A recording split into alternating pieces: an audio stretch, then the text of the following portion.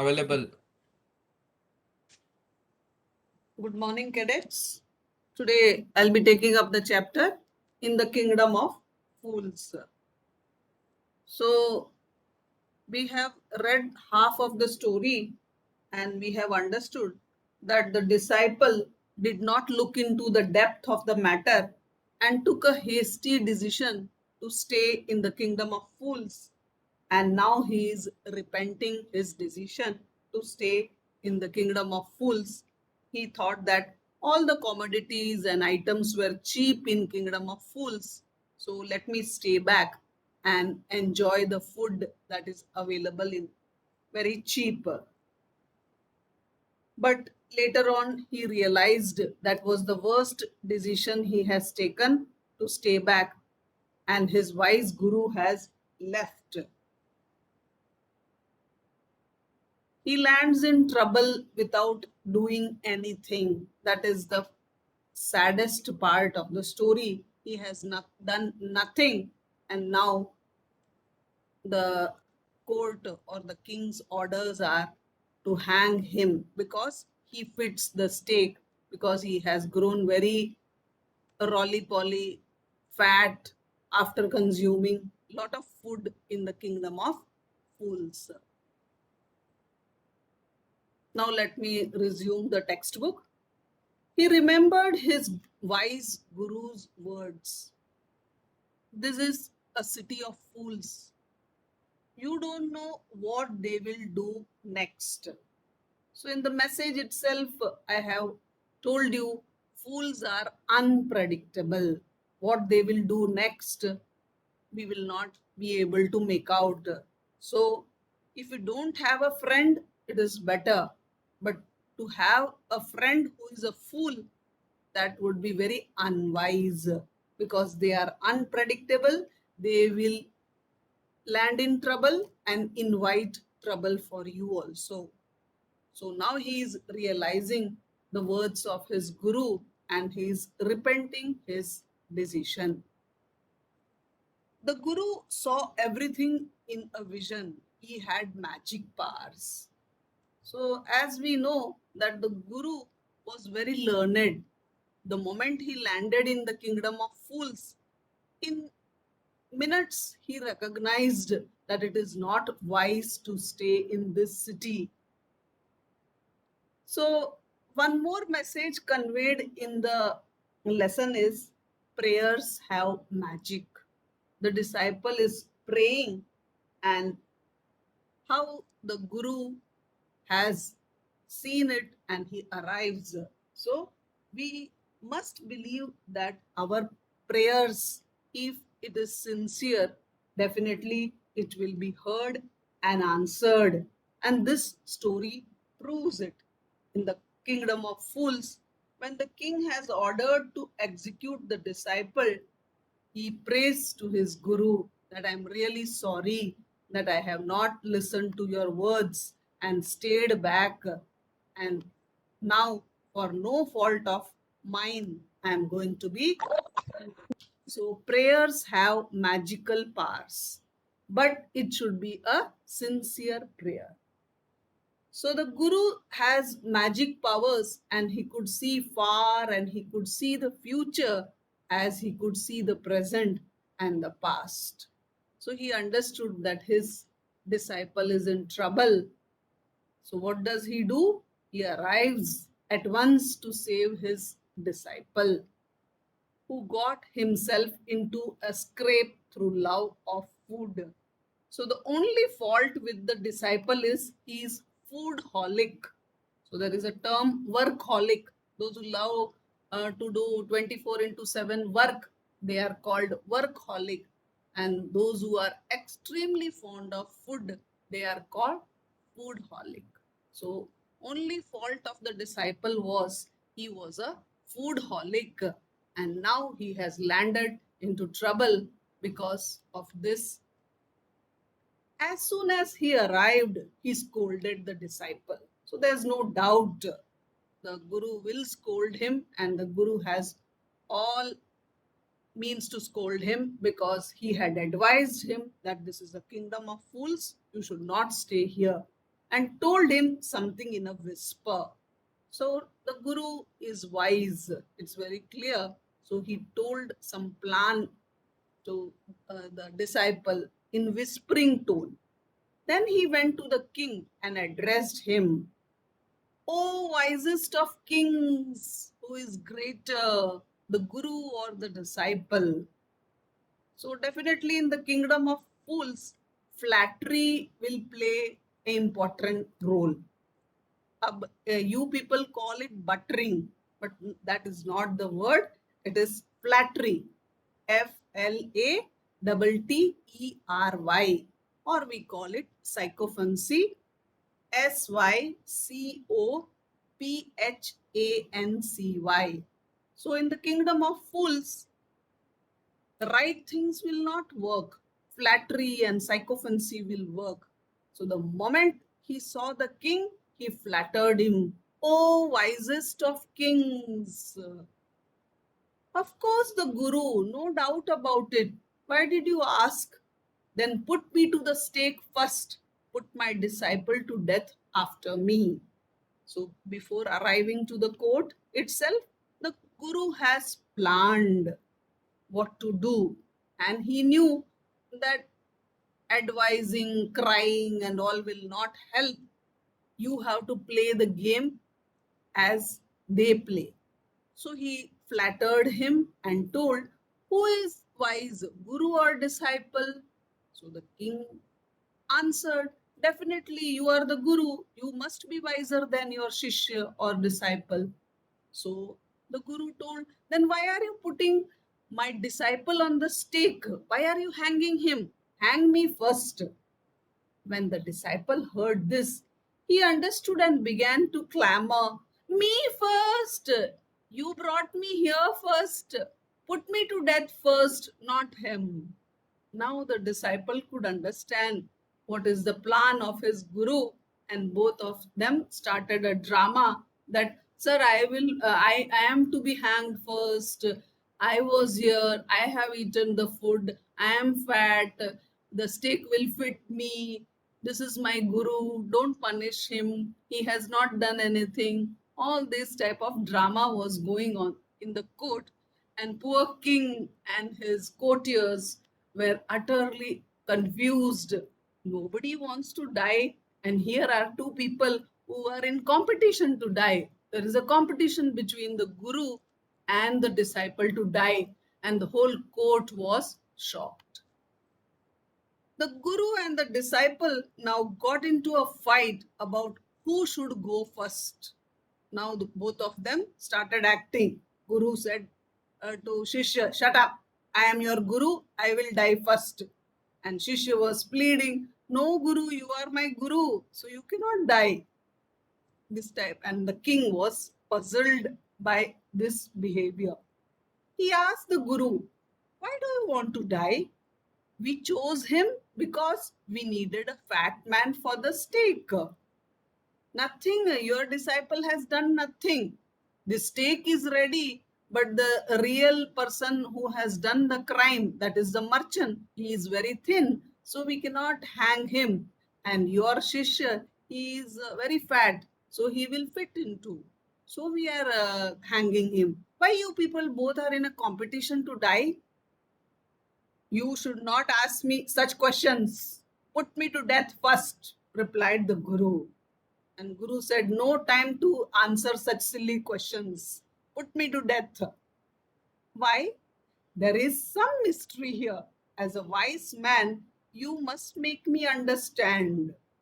And the king was surprised. Nobody in the world wants to die. Everybody wants to live longer. And here is a guru who wants to die. So the king said, okay, we will think about it. But tell me, what is the mystery? What is the secret? Why you want to die now? Will you promise me to put to death, me to death? If I tell you, ask the guru. So now see how cleverly the guru is executing his plan. Okay, I will share the secret, but after you come to know the secret, do you promise that you will put me to death? The king gave his solemn word. So the king, okay, seriously, I promise. The Guru took him aside out of the servant's earshot and whispered to him, do you know why we want to die right now? Two of us, we have been all over the world and we have never found a city like this or a king like this. That stake is of God of justice. It is new. It has never had a criminal on it.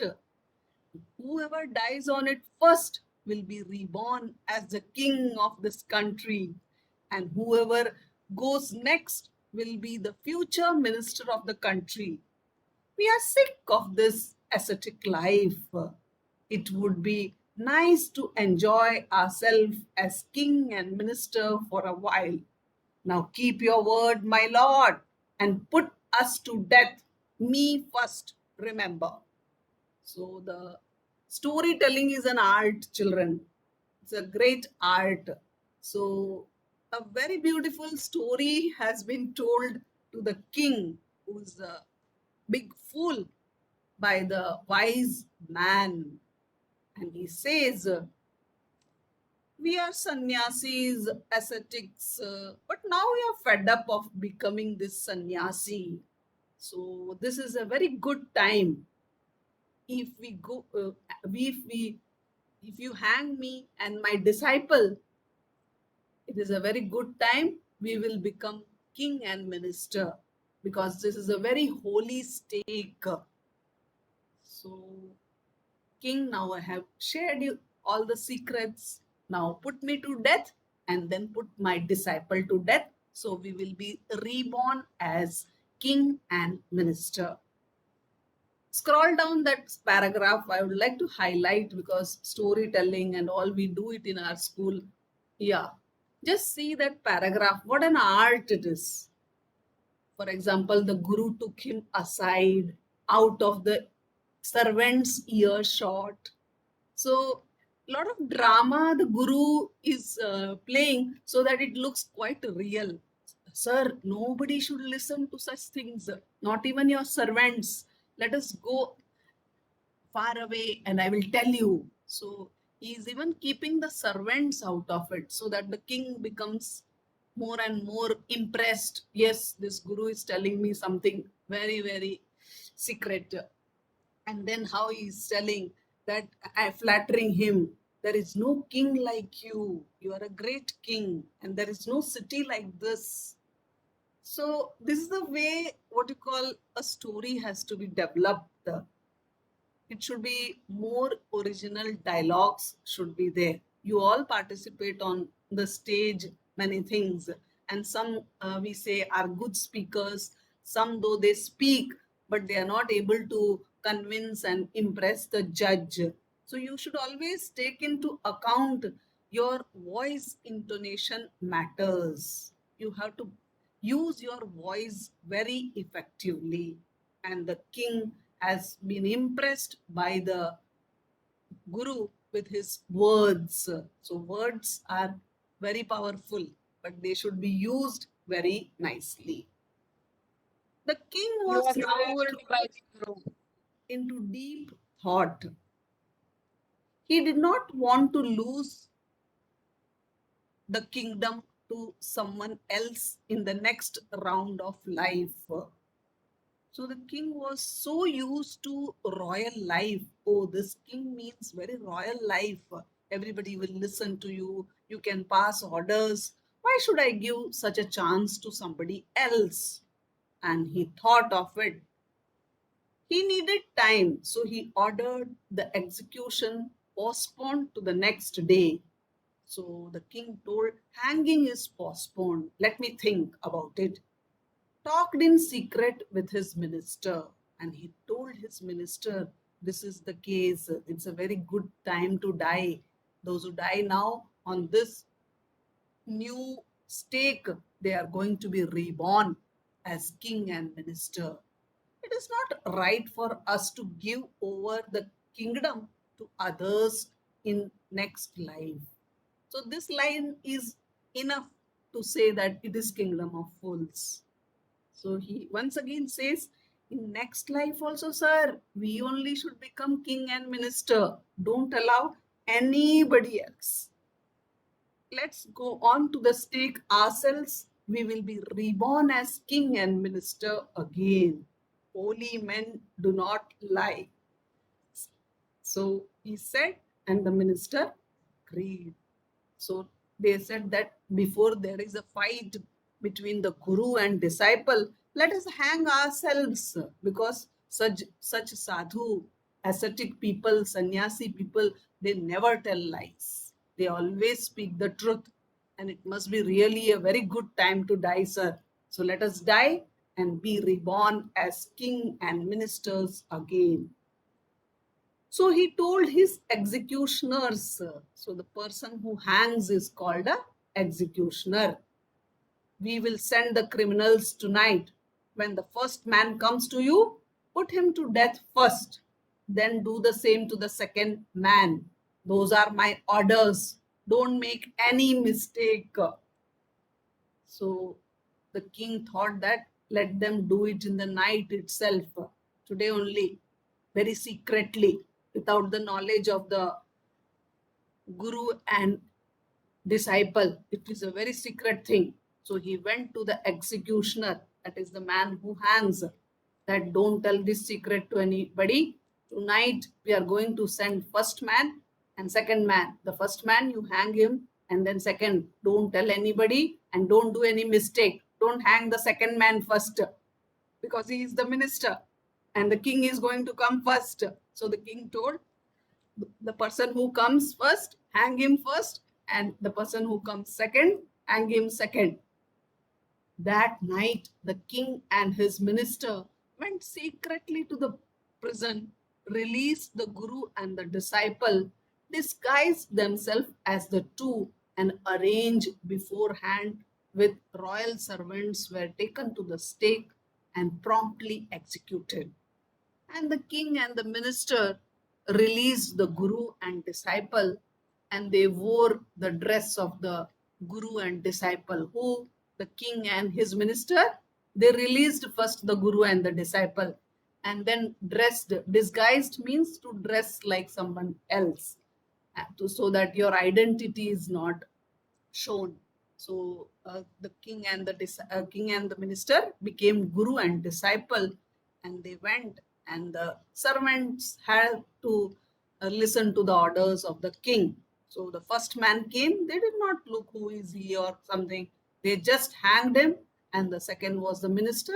The minister was also hanged promptly, immediately on the stake. They were taken and executed very promptly. So now you understood that if you are in the company of fools, not only they are in trouble, they will invite troubles for others also. So stay away from fools. Fools are very injurious to health. So here you can see how they plan the things.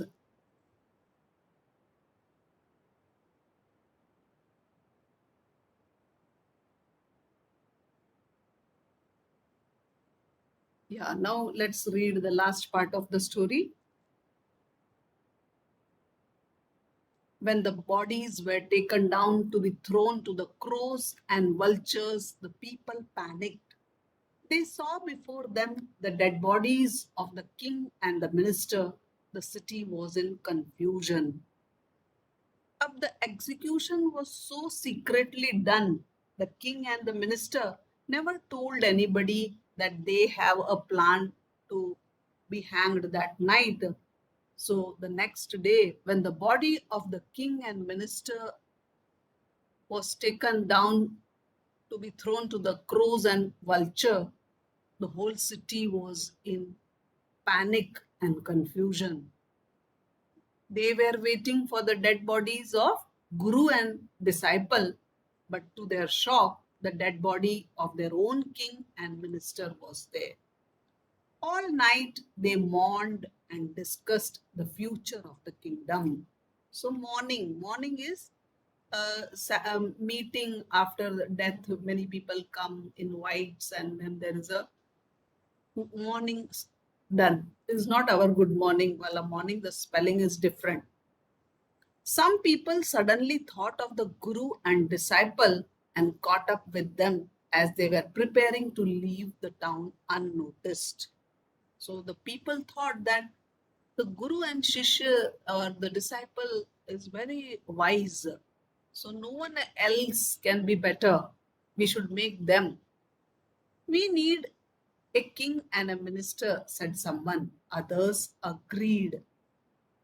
They begged the guru and the disciple to be their king and their minister. It did not take many arguments to persuade the disciple, but it took longer to persuade the guru. So the disciple was very happy when people told, Sir, you become minister. He agreed quickly, but the guru did not agree.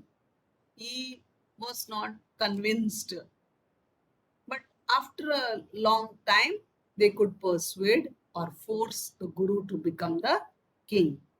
They finally agreed to rule the kingdom of the foolish king and the silly minister on the condition that they would change all the old laws.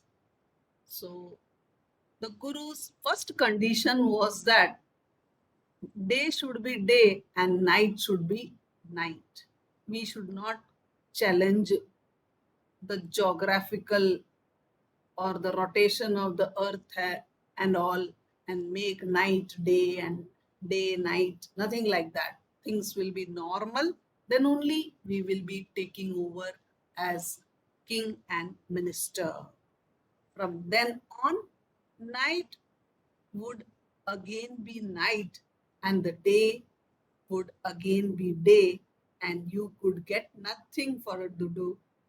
It became like any other place.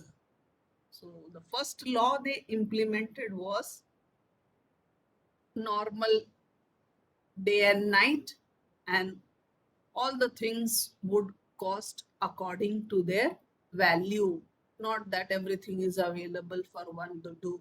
That was the major change that took place after the this guru and shishya became king and minister. So once again, never be in the company of fools, or else they land in trouble and invite trouble for you also. So stay away from fools. Yeah, now somebody can volunteer to speak on today's session. Fast, somebody to volunteer. Good morning to everybody, respected Asha ma'am and all my dear friends. Today, I'm Kirtan Rathod from Vijayanagar House, going to describe the chapter in the Kingdom of Fools by A.K. Ramanujan.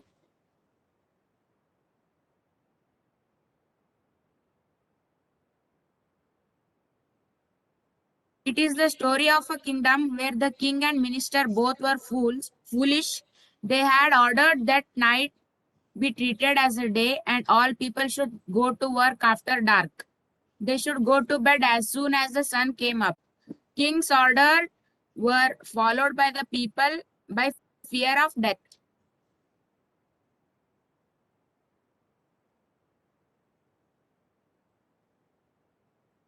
About disciple.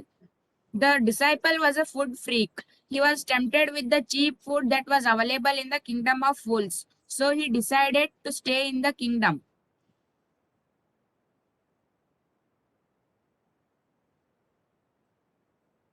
About Guru. Guru was wise.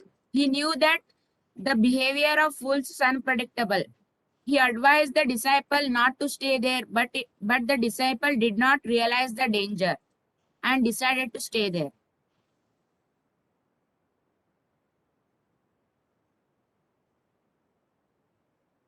Trouble starts. Thief breaks into a merchant's house. Wall collapses and the thief dies. The thief's brother blames the merchant for his brother's death. The king summons the merchant. The trial. The merchant says it is the fault of a bricklayer. The bricklayer holds the dancing girl responsible. The dancing girl blames the goldsmith. The goldsmith in turn accuses the rich merchant. The merchant was none other than the original owner of the house whose wall had fallen.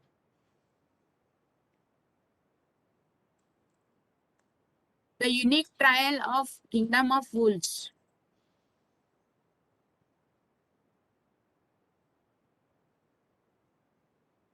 A thief broke into a rich merchant's house while he was running away with the money.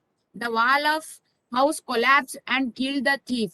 The thief's brother blamed the rich merchant for his death. The merchant blamed the bricklayer who built a weak wall. He held the dancing girl responsible for distracting him. She blamed the dancing girl blamed the goldsmith who did not make her ornaments in time. He pleaded that a rich merchant pressed him to make the ornament early for a family wedding. Now this merchant was the father of the owner of house.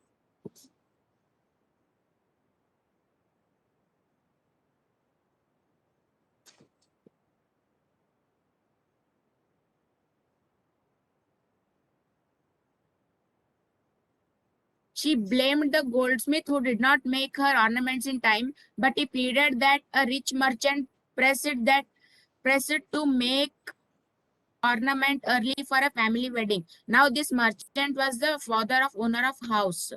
Now the king ruled that the rich merchant was the real culprit. The rich merchant was ordered to be executed, but the merchant was too thin to fit the stake. The disciple was found too fit for the stake. The judgment. Justice had come to a full circle, thought the king. He ordered the merchant to be executed.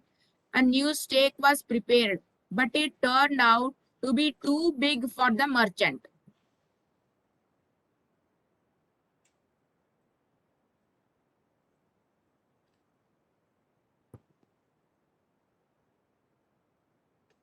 Oh, Funny alternative. The king's orders to find a fat man to fit the stake. The disciple who had grown fat eating rice and ghee and sweets for one doddu was selected. The disciple was shocked and remembered the words of his guru.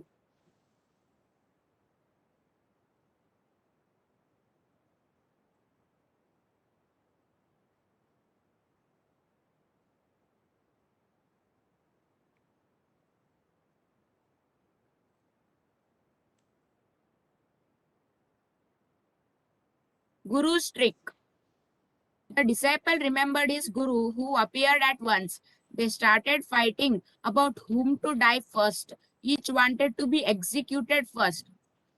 The guru explained to the king, whoever died to the stake first would be reborn as the king of the country. Whoever died next would be reborn as the minister. The king and minister consulted and decided to take their place. The king and minister were executed next morning. The guru and disciple were the new king and minister. They changed all the new laws. Wonderful, Kirtan. Thank you so much.